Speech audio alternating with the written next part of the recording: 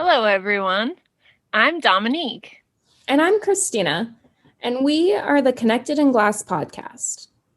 Every week, we will feature interviews with glass artists who speak to their creative processes and overcoming challenges. These conversations are real and raw. We hope that by sharing these stories, you're able to find some connection and know that you're not alone.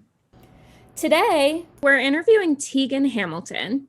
Tegan is a glassblower from Melbourne, Australia, who's been working with glass since 2004. She specializes in hot sculpting, glass blowing, glass printing, and glass painting. So, thanks so much for being here with us today on our podcast. We usually like to start by giving our virtual audience a brief overview about yourself. So, will you tell us about you, what you enjoy, kind of what you do for a living? Skip the glass part of your life for now, and then we'll work that in after a bit. No worries. So I am Tegan Hamilton. I have spent a lot of years doing lots of different jobs. I've been a cake decorating teacher. I used to work for SodaStream. I was a bra fitting specialist at one point. I've done so many different jobs. I was a personal trainer most recently. I play Australian rules football, which is very, very different from anything you probably know if you are not familiar with the sport. It's kind of like the platypus of sports. It's not rugby, it's not soccer, it's not like American football. So I'm very passionate about that, and I play that, and I've been very involved. I was the president of the Seattle Grizzlies most recently. And I grew up in country Victoria. So that's 2 hours west of Melbourne. Moved to Melbourne at the age of 18, went to college, did my master's, spent a few years in Melbourne, and then I moved to Seattle and lived in Seattle for 7 years or so until I moved last week back to Melbourne. That's really cool. Okay, so tell us about how you got into glass. When did it all start? Well, I used to draw a lot. I used to do a lot of silversmithing, woodworking, clay sculpture. I think this is kind of my life. You know, it sort of is evidenced in all of the jobs that I've had, and that sort of translates to all the things in glass that I do in all of the different art disciplines. But I was looking at a careers day at university, and I didn't even know that glass was something that you could do as a profession or even a discipline. It didn't sort of occur to me, and I saw the glassblowing studio, and somehow I chose the glassblowing studio over lunch, which is unlike me. Walked up these stairs and saw all this glass just sparkling in the sunlight, and I was mesmerized, walked through, and there was a girl demonstrating glassblowing, and I was just blown away. I decided that I was going to apply for that, and I applied for that and silversmithing, and I got into both courses and decided that this would be my only opportunity to ever blow glass. So I just went for it. That's so cool. So I've been following you on Instagram for a while just because I just love following any lady glass artist that I can find. And it was super fun to just find somebody that was kind of from across the world. But I didn't realize that you were just on Blown Away, which is so cool. I didn't notice that until after we asked you to do the interview. So was that really pretty awesome? It was a real experience. It was really surreal. You'll find out, but all of the people that are on the show this year are just amazing people. Really, a really great group of artists and just humans. So that was a really wonderful experience socially. It was just pre-pandemic, so we filmed and then the pandemic hit. So it was a really kind of tumultuous kind of emotional journey to sort of do all of that and then come into COVID and I think that there was a little bit of excitement back into my process when I came off Blown Away, because I wanted to work more and do more, and I had ideas, and so that was a bit tricky when COVID hit. I can't wait to watch you and your work blow up. It's going to be so great. So can you tell us about what you are doing for work now? You just moved back and you're trying to find a place. And yeah, so I actually have been working remotely for the last month or so. I'm the operations manager for a group called Artistic Solutions Group. So we are a company that we do artist representation.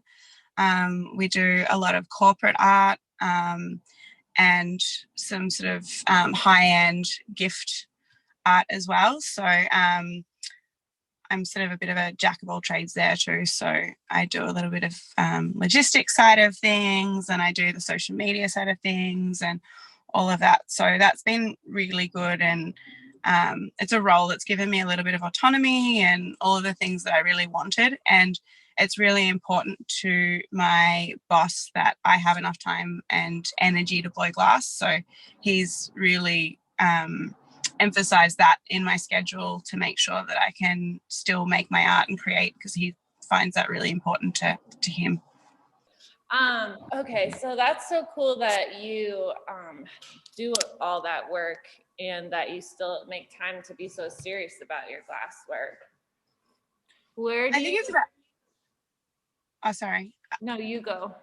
I think it's just about that it's just been such a priority for me for so many years.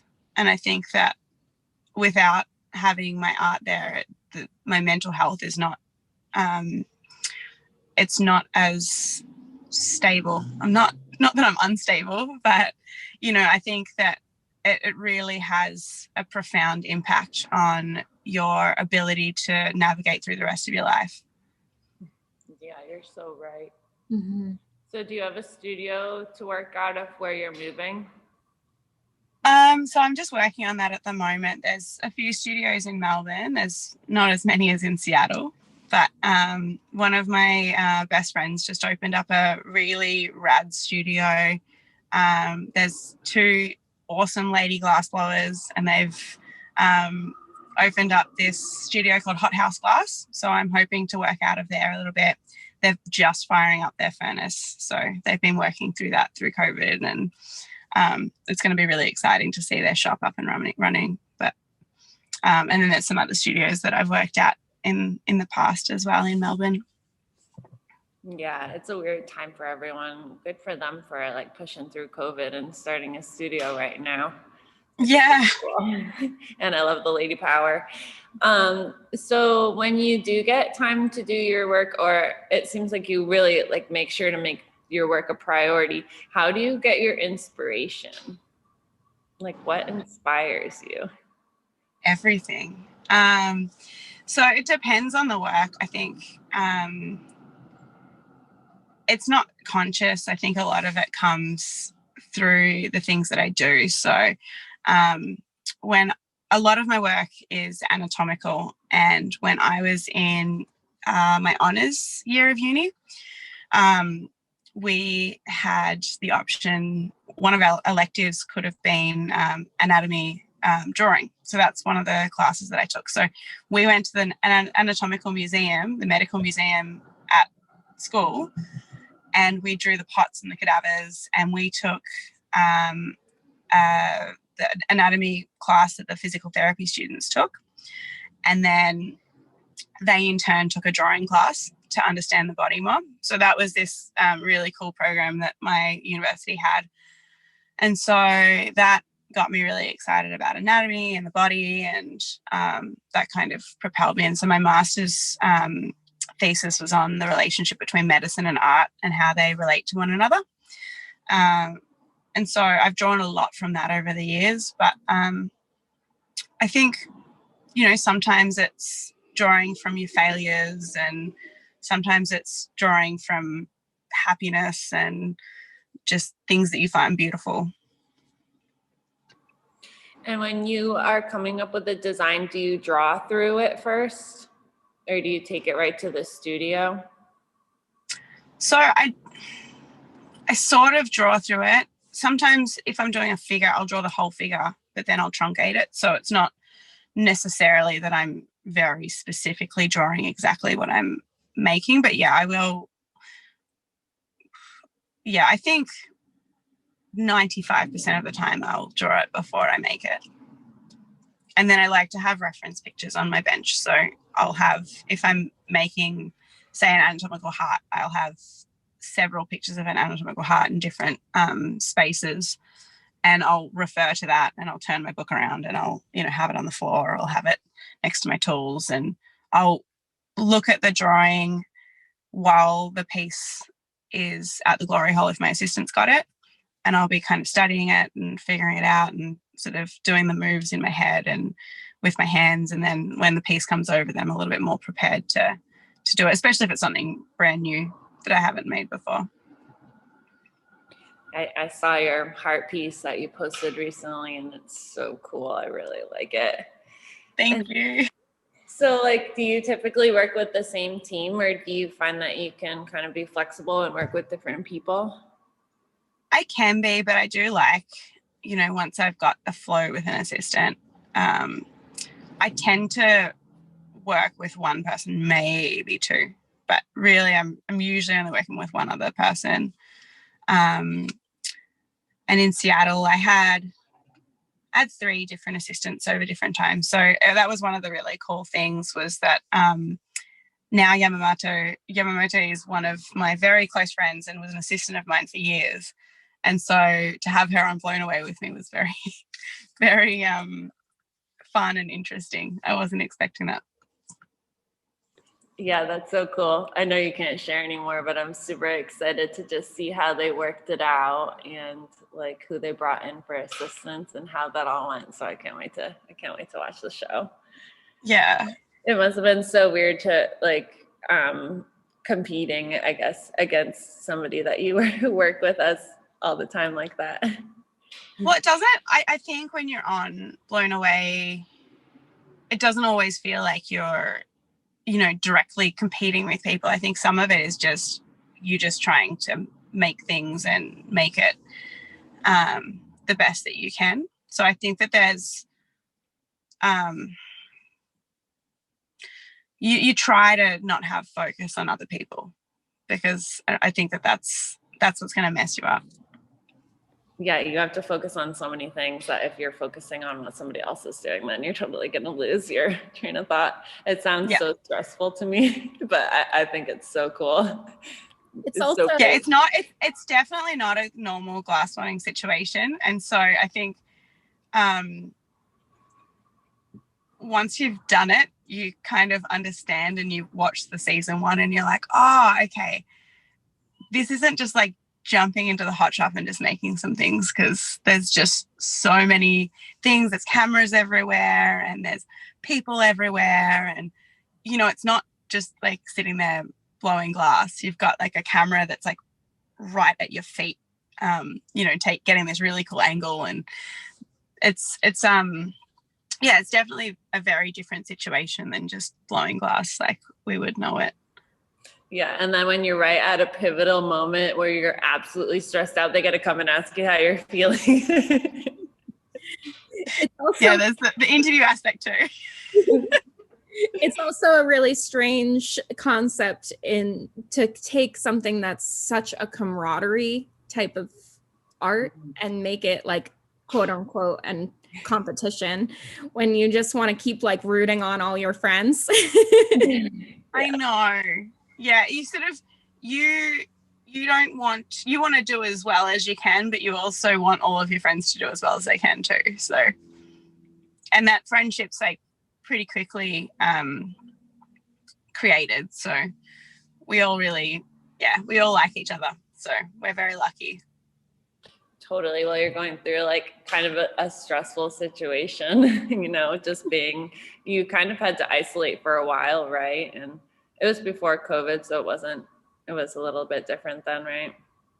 Yeah, it's it was a It was in like early February that we filmed. So, yeah, it feels like a lifetime away though. Like it really does.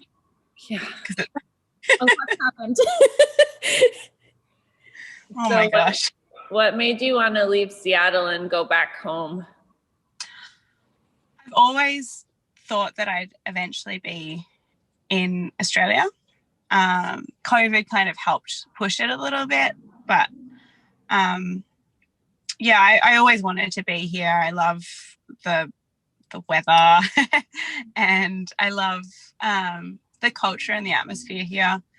And so, Seattle's definitely got its fantastic things, and I got really lucky in the people that I got to work with and for, and the people that I know. And I think that there were so many pinch myself moments when I moved to Seattle, but I got a lot out of that experience, and I think it was just time for me to move on. It must be kind of nice getting out of America right now. I'm not gonna lie. I read the news and I'm like, oh my God, what? Like, yeah, it's just nuts. I was in DC during some of those protests in December. I don't know when it was. It feels like, I think that there's no like time anymore. Time doesn't exist. It's just. For reference, for everyone listening, this is Thursday, January 7th, 2021. Yeah. I thought 2021 was going to be different, but it's just the same. It's got a really good meme. And it was, somebody was like 2020 showing 2021 the ropes. And it was the Joker giving directions to it. So can we talk about your drawing just a little bit, just because I think it's so cool. So do you just do that for fun when you're feeling inspired? So I think specifically you're talking about my pun drawing, because drawing is just something that I've always done. But my puns, I used to be the office manager at the Allen Institute for Artificial Intelligence, because I don't have normal jobs. And there was, the fridges used to be like what do you want on the fridge? And I was like, you know what? I want people to talk to me. So I took that away and I needed to replace the whiteboards with something. So I just started drawing food puns because I thought that they were funny, because I think I'm funny. And my,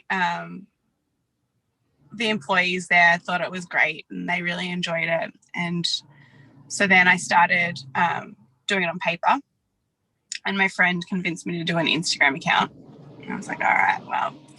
So then I did my Instagram account and I started doing these pen drawings, and then I was like, I wonder what they look like in color. So I started doing colored ones, and I have in my phone, I have like a list of puns that I want to draw, visual puns that I want to draw. And I just get really excited by them. And I chortle as I'm drawing them because I think that I'm very funny. And yeah, and it was just like something I did. So then I did a Kickstarter over a year ago now, and started making t-shirts and mugs and prints and backpacks and all sorts of things. So it's just like a little side thing that I do.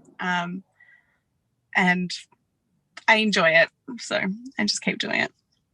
You are funny, for the record, because yeah, it's so funny. We'll link to Instagram in the podcast description.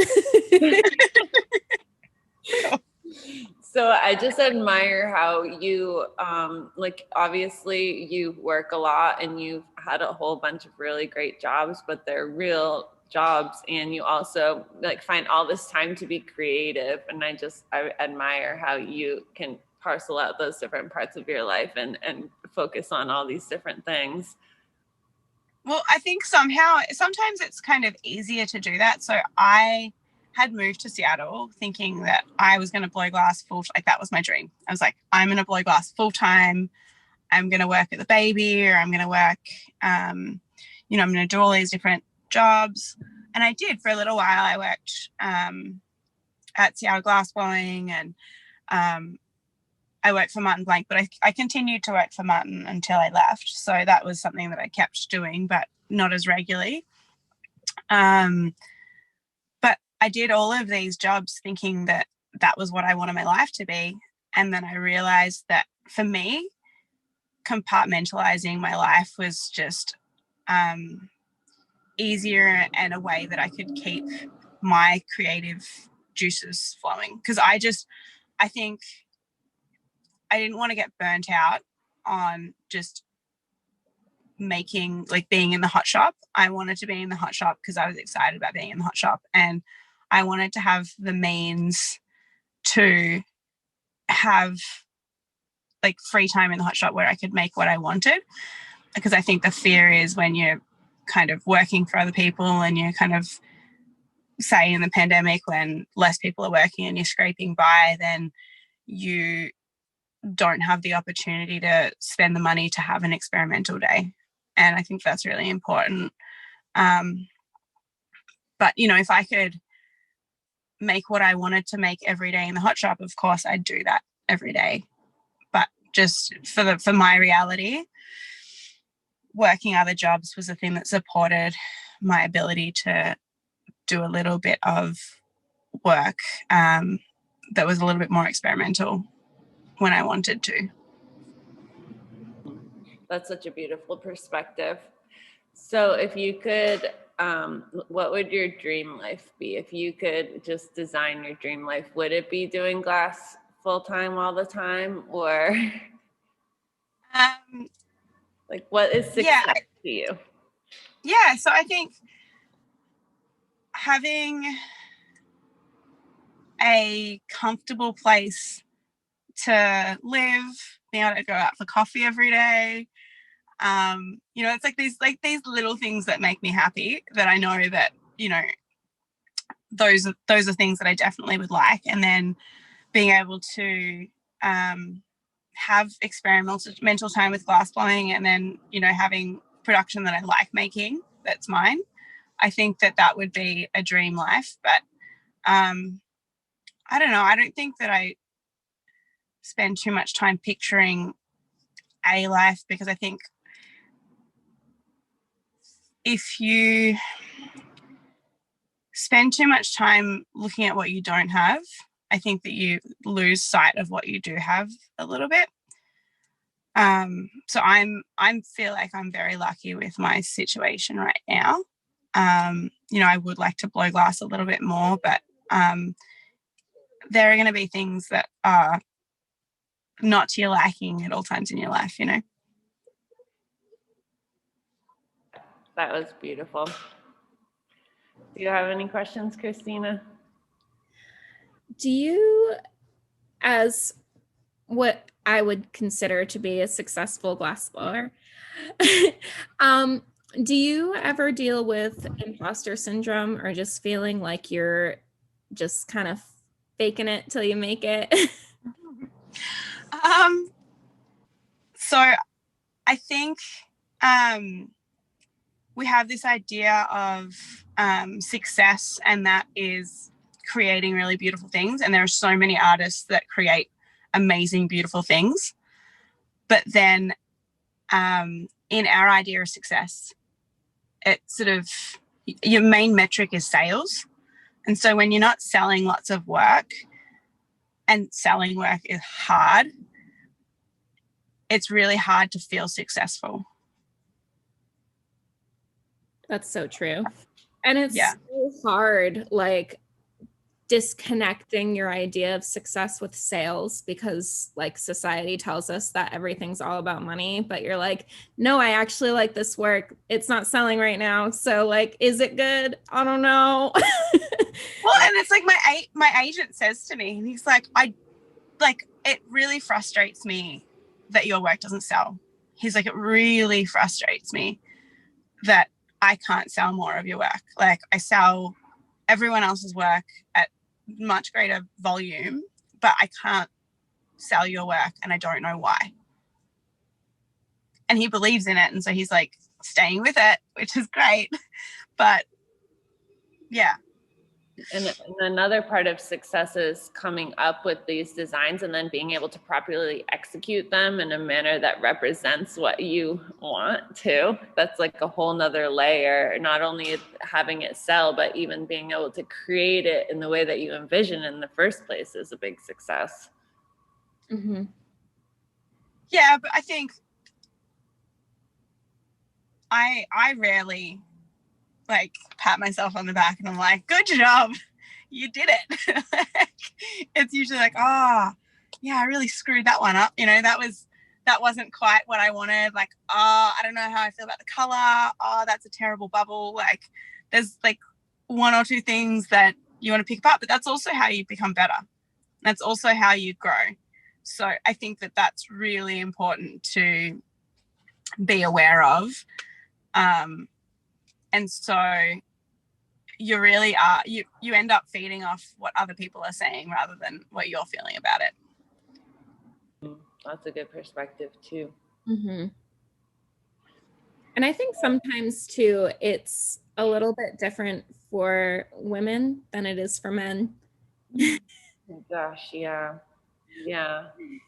Not to make the genders too black and white or anything, but I do think for women, then a lot of the way that we're raised is to like be caring for other people and be kind of like looking and being more aware of other people's feelings, where for men kind of for some reason they're able to stand behind themselves a little bit more and they're not so in tune with everyone's perspectives around them, or at least that's how it feels for me.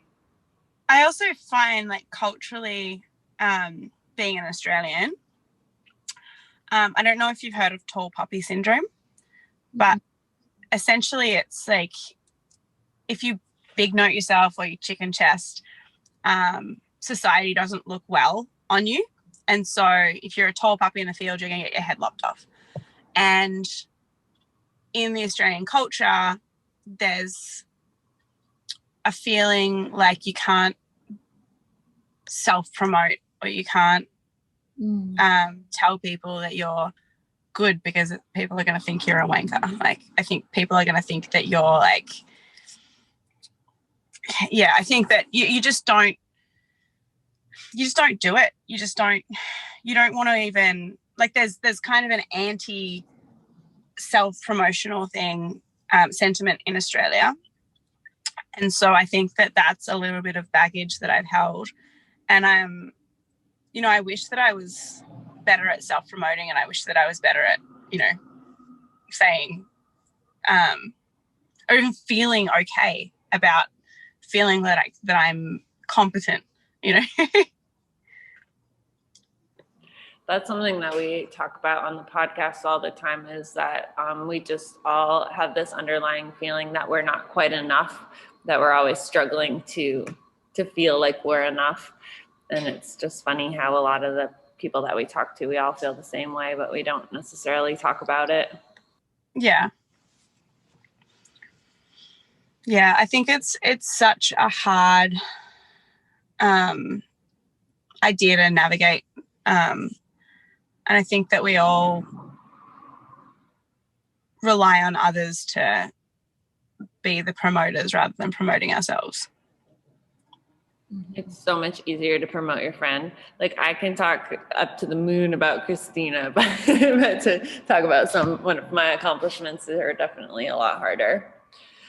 So one thing that I wanted to get a little more from you on, if you're comfortable. So you kind of mentioned that you have a really great employer and they understand that if you're not making time for your glasswork and for your creativity, that sometimes your like mental health isn't quite on par with how you want it to be. And I was wondering if you would be comfortable sharing a little bit more about that with us, because that's something that we like to try to focus on here, is maybe some of the struggles that we all feel that we don't necessarily all talk about. Yeah, I think it's just a general anxiety and a general, I think when I don't make art, I feel unsettled. And during the pandemic, I couldn't glue glass, and I just needed to kind of get my hands moving. and I didn't want to sit inside and draw, so I ended up getting some bags of clay and I started sculpting. And so then that just seemed to calm me in this really unsettling time. And so I could just sit on the porch for hours and listen to music and sculpt. And I know that I wouldn't have coped so well throughout COVID without it. I did work as an essential worker during COVID, working for a biomedical company, doing biomedical manufacturing. So you're so multifaceted. You've done everything. I love it. Then, yeah, at the end of the pandemic, I went back to personal training, but yeah. Thanks for sharing so much. Do you have any other questions, Christina? I don't. Is there anything else that you wanted to kind of touch on or tell everybody listening? I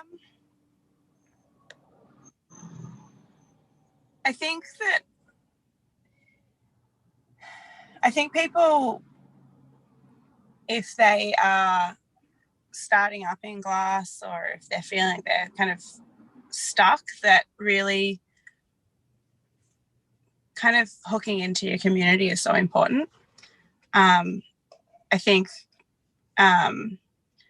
also, there are plenty of people that just need to kind of pull in the ego, but that's probably not, so much like the biggest thing. But I think that